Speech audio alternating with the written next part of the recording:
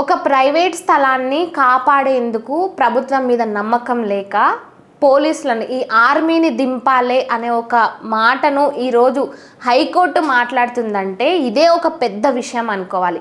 ఇది కాకుండా ఇంకా దుస్థితి ఎంతవరకు వచ్చిందంటే మాకు ఈ ప్రభుత్వాల మీద నమ్మకం లేదు, ఈ ప్రభుత్వ యంత్రాంగం మీద నమ్మకం లేదు అంటూ ఈరోజు హైకోర్టు తెలంగాణ ప్రభుత్వంను ఉద్దేశించి మాట్లాడుతుందంటే మనం ఈయన అర్థం చేసుకోవాలి. తెలంగాణలో పరిపాలన ఎట్లుంది, ఏ విధంగా ఉంది, కోర్టులే ఇట్లా మాట్లాడుతున్నాయంటే ఎంతవరకు వచ్చిందనేది ఒకసారి నమస్తే తెలంగాణ పేపర్లో వచ్చిన ఈ యొక్క న్యూస్ని చదువుతా, దాని తర్వాత మీకు ఒక క్లారిటీ వస్తుంది. హైడ్రాపై మిలిటరీ యాక్షన్ తప్పదు, కోర్టు ధిక్కరణ కేసులో ధర్మాసనం సంచలన వ్యాఖ్యలు. ఆర్మీ జోన్లోని స్థలం రక్షణకు సైనికులను నియమిస్తాం, అక్కడికి వచ్చే హైడ్రా అధికారులను అదుపులోకి తీసుకొని ఆర్మీ బ్యారాక్లలో ఉంచేలా ఆదేశాలు ఇవ్వగలం. సైన్యానికి ఉత్తర్వులు ఇవ్వకూడదని మాకు తెలుసు, కానీ రాష్ట్ర ప్రభుత్వంపై కోర్టుకు విశ్వాసం సన్నగిల్లింది. హైడ్రాను విడిచిపెడితే రాష్ట్రంలో అరాచకం సృష్టిస్తుంది. న్యాయ వ్యవస్థ శక్తి ఏమిటో హైడ్రాకు తెలిసేలా చేస్తాం. ప్రభుత్వ అండ ఉన్నంత మాత్రాన ప్రైవేటు ఆస్తుల్లోకి వెళ్తారా? అసాధారణ స్థాయిలో స్పందించిన జస్టిస్ అనిల్ కుమార్. పలుమార్లు హెచ్చరించిన రంగనాథ్ మారలేదని నిప్పులు. అడ్వకేట్ జనరల్ ప్రత్యేక వినతితో ఉత్తర్వుల నిలుపుదల. పిటిషన్పై విచారణను నేటికి వాయిదా వేసిన ధర్మాసనం. ఏదైతే ఈ లోతుకుంటకు సంబంధించిన కేసు ఆల్రెడీ దాని మీద ఒక క్లారిటీ వచ్చింది. అదేంటంటే అది ప్రభుత్వానికి సంబంధించింది కాదు, అదొక ప్రైవేట్ ప్రాపర్టీ, దాని జోలికి మీరు పోకండి అని క్లియర్గా రంగనాథ్కు అంటే హైడ్రాకు ఇటు కోర్టు ఉత్తర్వులు ఇచ్చినా కూడా ఆయన దీన్ని ఒక్కసారి కాదు, 2 సార్లు కాదు, 3 సార్లు ధిక్కరించిండు. ఇక ఇలా కోర్టులను మాటలు పట్టించుకోకుండా ఒక ఐపీఎస్ అధికారే ఇలా ఈ మాటలను ఉల్లంఘిస్తే మరి మిగతా అధికారుల పరిస్థితి ఏంది? అంటే ప్రభుత్వ అండ ఉందని ఇష్టం వచ్చినట్టు చేస్తారా? మీరేమైనా సూపర్ పోలీసులు అనుకుంటున్నారా? మీరు ఏదైనా కూడా చట్టం ఈ కోర్టుల తర్వాతనే కదా అంటూ కూడా రంగనాథ్పై కోర్టు సీరియస్ లెవెల్లో కూడా ఆయనను హెచ్చరించింది. ఆయన పైన అక్కడ ఏదైతే ఆ ప్లేస్ని కాపాడడానికి, ఆ ప్రైవేట్ ప్రాపర్టీని కాపాడడానికి అవసరమైతే ఆర్మీ బ్రిగేడర్లను పెడతామాడా, 10 మంది ఆర్మీ బ్రిగేడర్లను ఆడ పెడతాము మేము అంటూ కూడా హైకోర్టు ఈరోజు మాట్లాడుతుంది. అంటే ఇక్కడ చూడండి ఎంతవరకు ఈ కోర్టుల మాటలను ఎంతగానో ఉల్లంఘిస్తున్నారు. అసలు వాళ్ళ మాటను పెడచెవిన పెట్టి ఇలాంటి ప్రభుత్వ అధికారులు ఇష్టం వచ్చినట్టు ఎట్లా చేస్తున్నారు అనేది. మరి దీనిపై ప్రభుత్వం మాట్లాడదా అంటే దీనికి ప్రభుత్వానికి సంబంధం లేదా అంటే ముమ్మాటికి సంబంధం ఉంది. కానీ ఇప్పుడు ప్రభుత్వం ఎట్లా వ్యవహరిస్తుందంటే నాకేం తెలియదు, నేను కళ్ళు మూసుకొని ఏదైతే పిల్లి పాలు తాగుతుంటే ఉంటుందో సేమ్ అదే విధంగా ప్రభుత్వం వ్యవహరిస్తుంది.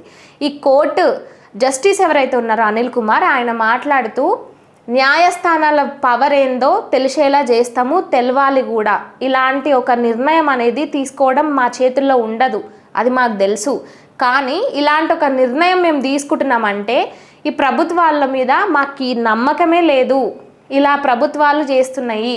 ఒక హైడ్రా ఏదైతే భూములను కాపాడాలి, చెరువులను కాపాడాలి, కుంటలను కాపాడాలి, రోడ్లను కాపాడాలి, కానీ ఈ భూముల విషయాల్లో ఈ వివాదాలు కారణం కావడానికే ఈరోజు హైడ్రా అవుతుంది. ఇట్లెట్లా అవుతారు అంటూ కూడా ఈ జస్టిసు వీళ్ళ మీద చాలా వరకు మండిపడుతున్నారు. ఇది ఎట్లుందంటే నార్మల్గా పిల్లల్ని కంట్రోల్ చేయడానికి తల్లిదండ్రులు కమాండర్లనే డైరెక్ట్ రంగంలోకి ప్రవేశింపజేస్తే ఎట్లుంటుందో సేమ్ అట్లనే ఉంది. మరి ఇక్కడ పిల్లలు ఎవరని అడుగుతారా? ఇక్కడ పిల్లలు ఎవరంటే ప్రభుత్వ యంత్రాంగం. ఈ యంత్రాంగాన్ని సరిగ్గా చేయడానికే మాట్లాడడానికే ఇక్కడ ఆర్మీనే దించాలని కోర్టులు చూస్తున్నాయి. మరి ఈ పిల్లల చేతిలో పగిలిపోయిన బొమ్మ ఏందనంటే ప్రజలకు ప్రభుత్వం మీద ఉన్న నమ్మకం. ఆ నమ్మకమే ఈరోజు పగిలిపోయింది, ఆ నమ్మకమే లేదు. అందుకే ఈ కమాండోలని దించాలని తల్లిదండ్రుల్లాగా ఉండే ఈ కోర్టులే ఈరోజు ఈ నిర్ణయాన్ని తీసుకుంటున్నాయి. ఇంకా చెప్పాలంటే హైడ్రా అనే పేరుకు పురాణాల్లో ఏమని ఉంటుందంటే హైడ్రా అనే ఒక రాక్షసి ఉంటుంది. ఆ రాక్షసి ఎట్లా అంటే ఒక తల నరికేస్తే ఇంకో తల మొలుస్తుంది. అంటే అనేక తలలు కలిగిన రాక్షసే ఈ హైడ్రా అనే రాక్షసి. మరి ఆ పురాణాలకి ఇప్పుడు ప్రజెంట్ దానికి చాలా వరకు లింక్ ఉంది. అదెట్లా అంటే ఇక్కడ ఈ కోర్టుల విషయానికి వచ్చేసరికి ఈ హైడ్రా తీసుకుంటున్న నిర్ణయాలు ఏవైతున్నాయో ఫస్ట్ కోర్టు మీరు అక్కడ ఓకండి అని చెప్తుంది. హైడ్రా ఏమని అంటుంది, సరే సార్ అని అంటుంది. మళ్ళీ తర్వాత ఏం చేస్తుంది, లేదు ఆడికి పోతారు, జేసీబీలు బుల్డోజర్లు పెడతారు, మళ్ళీ దాన్ని చేస్తారు. వీళ్ళు పోయి మళ్ళీ కోర్టుని, ఆ ఓనర్లు ఎవరైతే ఉంటారో వాళ్ళు కోర్టుని ఆశ్రయిస్తారు. అప్పుడు కోర్టు మళ్ళీ వీళ్ళని పిలుచుకుంటే అప్పుడు కోర్టు ముందర ఏమని మాట్లాడతారు, మేము చేయలేదు, మేము చేయనే లేదు, మేము పోనే లేదని అంటారు. మళ్ళీ తర్వాత లేదు మీరు పోయిర్రు, మీరు ఇట్లా చేసిండ్రని ఆధారాలు చూపిస్తే ఆ ఆధారాలు చూసిన తర్వాత క్షమించండి సార్ అని అంటారు. అంటే ఏదైతే ఒక తల నరికేస్తే ఇంకో తల మొలుస్తుంది అన్నట్టు ఒకసారి చేసింది రిపీటెడ్గా చేస్తూనే ఉన్నారు. ఈ హైడ్రా ఇప్పటికీ 3 సార్లు దీనికి సంబంధించి కోర్టు దగ్గరికి పోవడము, కోర్టు మాటలు తిరస్కరించడము, ధిక్కరించడం ఇప్పటికీ 3 సార్లు చేసింది. అంటే ఇది రిపీటెడ్గా చేస్తుంది. మన పురాణాల్లో ఉన్న ఆ హైడ్రా రాక్షసి ఏదైతే అప్పుడు రాజ్యాన్ని అంతం చేసిందో మరి ఈ హైడ్రా కూడా ఈ విధంగానే అంతం చేయాలనుకుంటుందా? ఇదే అనుమానాలు ఇప్పుడు తెలంగాణ ప్రజలకు వస్తున్నాయి ఇప్పుడు ఈ హైడ్రా చేస్తున్న పనులను చూస్తుంటే. ఇంకొకటి, ఈ హైడ్రా ఎట్లుంటుందంటే మనకు ఆఫీసులల్లా దోమలు చెవు దగ్గర గీ అని ఎట్లయితే తిరుగుతుంటాయో అట్లే మనం ఏమంటాం, ఉషు అని అంటాం, పోతుంది, పోయినట్టే పోతుంది. కానీ మళ్ళీ ఏం చేస్తుంది, మళ్ళీ ఇంకొంచెం సేపటికి అదే స్పీడ్లో మన చెవులకాడ వచ్చి గీ అని అంటనే ఉంటుంది. ఇప్పుడు ఈ హైడ్రా కూడా ఆఫీసులలో ఉండే దోమల్లాగానే చేస్తుంది.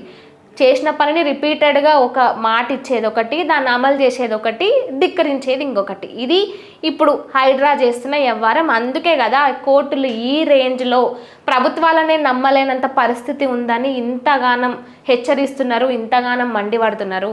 నార్మల్గా తెలంగాణలో కాంగ్రెస్ ప్రభుత్వం వచ్చిన తర్వాత వాళ్ళు కొన్ని పథకాలు అమలు చేస్తామని చెప్పినారు. అయితే అందులో గృహలక్ష్మి, రైతు భరోసా ఇలా పథకాలు ఏవైతే అమలు చేస్తామని చెప్పినరో సేమ్ ఇదే కేటగిరీకి ఇప్పుడు ఇంకో కొత్త పథకం కూడా చేరుతుంది. అదేం పథకం అంటే క్షమాపణ హామీ పథకం. క్షమాపణ హామీ పథకం ఏందని అనుకుంటారా? అది చెప్తా చూడండి ఒకసారి. నార్మల్గా ఈ హైడ్రా విషయమే తీసుకుందాము. ఫస్ట్ హైడ్రా అక్కడికి వెళ్ళింది, మేమేం చేయలేదని కోర్టు దగ్గర చెప్పింది, మేము ఆ ల్యాండ్ జోలికి పోము, అసలు అక్కడ ఓన్ కూడా పోము, ఆ దరిదాపులకు కూడా పోమని చెప్పింది. తర్వాత ఏం చేసింది, పోయింది. పోయిన దాని మీద అక్కడ ఆ ల్యాండ్ ఓనర్లు ఎవరైతే ఉంటారో వాళ్ళు పిటిషన్ వేసి ఇదంతా విచారణ జరుగుతుంటే అప్పుడేమన్నది, మేము పోలేదు అని చెప్పింది. లేదు మీరు పోయిండ్రు, ఇగో సాక్ష్యాలు కూడా ఉన్నాయి, మీ వెహికల్స్ ఏదైతే హైడ్రా వెహికల్స్ ఉంటాయో అక్కడ ఉన్నాయి, ఏ టైంకి ఉన్నారు అక్కడ సంబంధించిన ఫోటోలలో టైము డేట్ కూడా క్లియర్గా ఉంది, ఇవి సాక్ష్యాలు కదా అని ఆ సాక్ష్యాలు చూపించేసరికి అవునవును మేము పోయినాం, క్షమించండి మమ్మల్ని అని చెప్పింది. అంటే పోతారు, చేయలేదంటారు, మళ్ళీ ఉన్నదాన్ని బయట పెడితే అవును తప్పైందని ఒప్పుకుంటారు. అంటే క్షమాపణ హామీ, పోమని హామీ ఇస్తారు, అది బ్రేక్ చేస్తారు, మళ్ళీ దాని మీద క్షమాపణ చెప్తారు. ఇట్లా ఈ పథకాల కిందనే ఇలాంటి ఒక పథకాన్ని కూడా అమలు చేస్తారేమో అని అనిపిస్తుంది ఫ్యూచర్లో. ఎందుకంటే మరి ప్రభుత్వం మీద కోర్టులు ఈరోజు ఇట్లా మాట్లాడుతున్నాయంటే అది అంత చిన్న విషయం కాదు కదా. హైడ్రా మాట్లాడుతున్న మాటలు అక్కడ ప్రూఫ్స్ కోర్టు ముందర చూపించిన తర్వాత ఇదంతా ఎట్లా ఉందంటే, నార్మల్గా కోళ్ళ గూటి ముందుకు నక్కలు వస్తుంటాయి, నక్కలు కుక్కలు వచ్చి వాటి ముందర నిలబడుతుంటాయి. అవి ఎందుకు నిలబడతాయి, ఆ పిల్లల్ని, కోడి పిల్లల్ని కానీ కోళ్ళని కానీ ఎత్తుకపోనికే నిలబడుతుంటాయి, వాటిని తిననీకే నిలబడుతుంటాయి. మరి అట్లా ఉన్న నక్క కానీ కుక్క కానీ లేదు లేదు జడ్జి గారు మాకేం సంబంధం లేదు, మాకు ఆ కోళ్ళను కుక్కలతోనో మాకేం సంబంధం లేదు, మేము జస్ట్ వచ్చాడ నిలబడ్డామంటే అది నడుస్తుందా? ఇప్పుడు వీళ్ళ వ్యవహారం కూడా అట్లే కనిపిస్తుంది. అక్కడ వెహికల్స్ కనిపిస్తున్నాయి, ఇదంతా కనిపిస్తుంటే కూడా మేము చేయలేదు అని చెప్పి మళ్ళీ తర్వాత చూపించిన తర్వాత అవునవును మేము చేసినాము అని ఒప్పుకుంటుంది హైడ్రా. ఇట్లుంది ఈ వ్యవహారం చూస్తుంటే. ఇక ఇది మాత్రమే కాకుండా ప్రతిసారి కూడా ఇదే చివరిసారి క్షమించండి, ఇంకొక అవకాశం ఇవ్వండి, ఇదే చివరి అవకాశం ఇవ్వండి అని ఇది రిపీటెడ్గా రిపీట్ చేస్తూనే ఉన్నారు. మరి ఈ చివరి అవకాశం ఎన్నటికి చివరికి నిజంగా అదే ఒక లాస్ట్ అవకాశంగా అవుతుంది? ప్రతిసారి ఇదే రిపీట్ చేస్తున్నారు కదా. నార్మల్గా ఒక ప్రభుత్వము అధికారంలో ఉన్నప్పుడు ఆ ప్రభుత్వం మీద విపక్షాలు ఆరోపణలు చేస్తూనే ఉంటాయి, అది కామన్. అంతేకాకుండా విద్యార్థుల నిరసనలు, నిరుద్యోగుల నిరసనలు ఇవన్నీ జరుగుతూనే ఉంటాయి ఒక ప్రభుత్వం అధికారంలో ఉన్నప్పుడు.